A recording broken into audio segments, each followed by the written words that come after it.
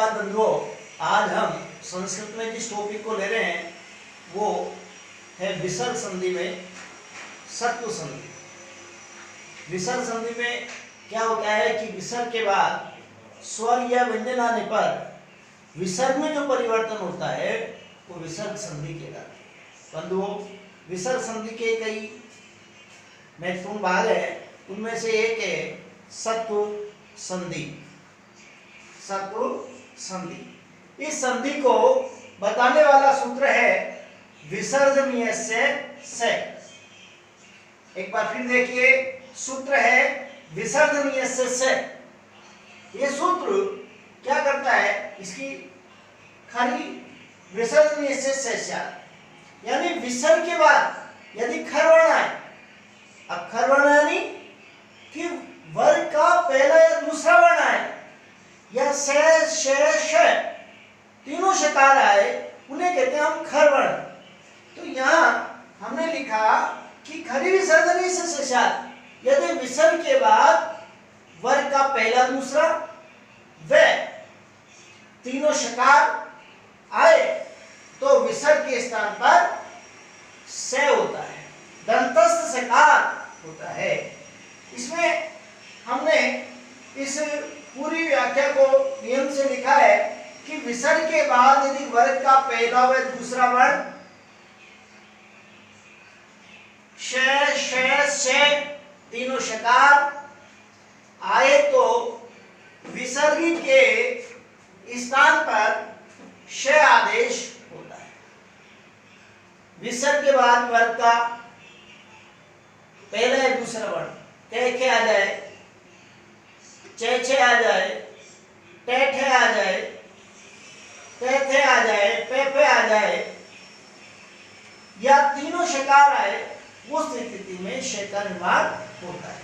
इसको और भी हम सरल तरीके से जान सकते हैं, नियम नंबर 2 से और भी सरल तरीके से हम समझ सकते हैं। भैया कि विसर्ग के बाद यदि च और छ आए, ध्यान रखना, विसर्ग के बाद यदि च और छ आए तो श होता है, तालव्य शकार बनता है। विसर्ग के स्थान पर क्या बनता है, तालव्य शकार। विसर्ग के बाद यदि ट और ठ आने पर मूर्धन्य शकार का निर्माण होता है। चौथा नियम है विसर्ग के बाद त या थ आने पर दंतस्थ सकार हो जाता है। तो ध्यान रखना, विसर्ग के बाद च या श आए तो तालव्य शकार, विसर्ग के बाद ट या ठ आए तो मूर्धन्य शकार, विसर्ग के बाद ट या थ आए तो दंतस्थ सकार का निर्माण होता है। बंधुओं, पांचवा नियम है कि विसर्ग के बाद तालव्य शकार, मूर्धन्य शकार या दंतस्थ सकार आए, इन तीनों शकारों में से कोई सा भी शकार आए तो विकल्प से तालव्य शकार, मूर्धन्य शकार और दंतस्थ शकार ही बनता है। उदाहरण में हम समझ सकते हैं, देखिए नमः धन ते, हम क्या देख रहे हैं, विसर्ग के बाद क्या आ रहा है बंधुओं, ते आ रहा है, ते वर्ग का पहला वर्ण है। तो हमने इस विसर्ग को किसमें कन्वर्ट कर दिया, किसमें किया, ये देखिए यहाँ पे श में। अब रूप क्या सिद्ध हुआ, नमः धन श धन दे, रूप बना नमस्ते। ये विसर्ग किसमें परिवर्तित हो गया, दंतस्थ सकार में। राम है धन चे, विसर्ग के बाद क्या आ रहा है, च आ रहा है। तो देखिए नियम नंबर 2, विसर्ग के बाद च आने पर तालव्य शकार हो जाता है। तो ये विसर्ग किसमें परिवर्तित हो जाएगा, तालव्य शकार में। देखिए भैया, ये विसर्ग है, च आने पर किसमें परिवर्तित हो गया, देखिए दिखाई दे रहा है ना आपको, तालव्य शकार। धनु धन टंकार, यहां क्या आ रहा है, विसर्ग के बाद टे आ रहा है। विसर्ग के बाद टे आने पर विसर्ग किसमें परिवर्तित हो जाएगा, मूर्धन्य शकार में परिवर्तित होगा। तो हमने लिखा धनुष टंकार। नि धन छल। यहां विसर्ग के बाद क्या आ रहा है? छ। वर्ग का दूसरा वर्ण है च वर्ग का। च वर्ग का दूसरा वर्ण है छ। तो देखिए च वर्ग का वर्ण अगर यदि छ आए तो विसर्ग किसमें परिवर्तित हो जाएगा? तालव्य शकार। समझे? तो हमने इस विसर्ग को किसमें परिवर्तित कर दिया भैया जी? तालव्य शकार। तो हमारा रूप सिद्ध हुआ निश्चल।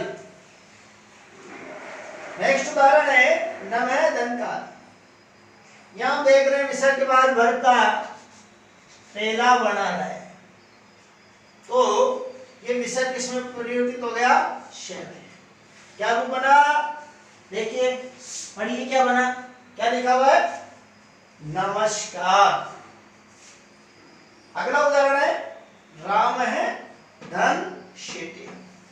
विसर्ग के बाद क्या आ रहा है? देखिए बोर्ड पे विसर्ग के बाद देखिए भैया क्या आ रहा है? तालव्य शकार आ रहा है ना। तो विकल्प से यदि विसर्ग के बाद जो भी श आएगा, चाहे वो तालव्य शकार आए या मूर्धन्य शकार आए या दंत शकार आए, विसर्ग भी उसी शकार में परिवर्तन होगा जो विसर्ग के बाद शकार आ रहा है। तो यहां विसर्ग के बाद शकार आ रहा है तालव्य, तो ये विसर्ग भी किसमें परिवर्तित हो गया? तालव्य शकार में। और रूप बना रामश्यते। ये देखिए अगला उदाहरण राम है धन षष्ठ। हम देख रहे हैं विसर्ग के बाद क्या आ रहा है? देखिए आप भी देखिए अच्छी तरह देखिए, विसर्ग के बाद आ रहा है मूर्धन्य शकार। तो ये विसर्ग भी किसमें परिवर्तित हो जाएगा? विसर्ग भी मूर्धन्य शकार में परिवर्तित हो जाएगा। तो हमारा रूप सिद्ध हुआ रामश्रेष्ठ। आगे अंतिम उदाहरण है निधन सात। यहां विसर्ग के बाद हम कौन सा से आ रहा है? देखिए दंतस्थ शकार आ रहा है। तो ये विसर्ग भी किसमें परिवर्तित हो जाएगा? दंत शकार में। तो ये विसर्ग किसमें परिवर्तित हो गया? दंत शकार में। तो हमारा रूप क्या सिद्ध हो गया? निस्सार। देखिए बोर्ड पे अच्छी तरह देखिए क्या लिखा हुआ है? निस्सार। तो बंधुओं विसर्ग संधि की ये सत्व संधि हमने पढ़ी। इसमें प्रमुख बात जो समझने की है कि विसर्ग के बाद यदि क और ख आए तो विसर्ग दंत शकार में, विसर्ग के बाद यदि च और छ आए तो विसर्ग तालव्य शकार में, विसर्ग के बाद यदि ट और ठ आए तो विसर्ग मूर्धन्य शकार में, और विसर्ग के बाद यदि ट और थ आए तो विसर्ग दंत शकार में परिवर्तित होता है। विसर्ग के बाद यदि तालव्य शकार आए तो विसर्ग तालव्य शकार में, विसर्ग के बाद यदि मूर्धन्य शकार आए तो विसर्ग मूर्धन्य शकार में, और विसर्ग के बाद यदि दंत शकार आता है, जो अंतिम उदाहरण हम देख रहे हैं, तो विसर्ग भी दंत शकार में परिवर्तित होता है। ये थी हमारी सत्व संधि। बनता से है इसलिए इसका नाम सत्व संधि है। और इस संधि को बताने वाला सूत्र कौन सा है? विसर्जनीय से। ठीक है, धन्यवाद।